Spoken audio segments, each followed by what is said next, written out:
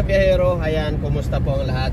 Ngayon po ay November 2, no? November 2, araw ng Sabado. Ayan yung sementeryo dito sa may Krami or Santolan Road or Santolan Street dito sa may Krami, Quezon City. So ayan yung gate ng sementeryo. Yan, so puro paninda ang nasa gilid, no? Yan yung kalagayan ngayon dito. Hindi siya matraffic, tama lang, usad naman yung biyahe.